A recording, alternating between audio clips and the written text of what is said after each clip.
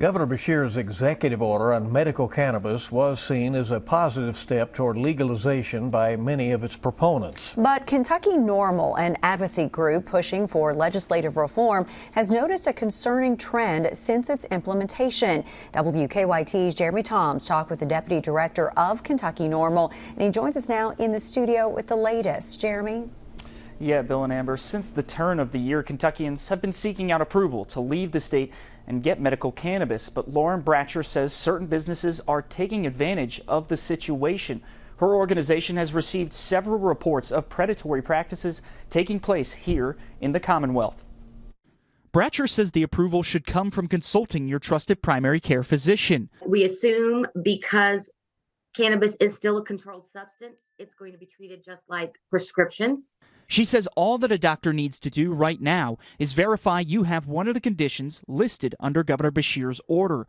But instead, some people have been getting medical cards or certificates specifically for cannabis at an exorbitant price. And they're saying, we are going to make you legal.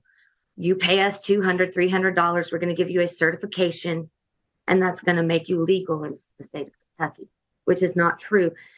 Bratcher says that provides Kentuckians a false sense of protection and adds that the purchase itself is unnecessary at this time. Right now, there is no card. You should not have to pay for anything unless it's a visit to your PCP. Even still, she says people without a medical provider are getting pulled in out of desperation. So she's trying to sound the alarm and help them avoid this expense. A lot of these people are on disability. They have, very strict budgets, and paying $200 or $300 to what they think is going to be a medical care expense and finding out it really doesn't do them any good. That's very, to me, very predatory, and I don't think it's acceptable. Bratcher says that this situation brings about one more reason her organization hopes medical cannabis will be legalized in Kentucky. She believes that statewide regulations will help Kentuckians to not only pay reasonable prices, but also get the product that's best for them. Amber?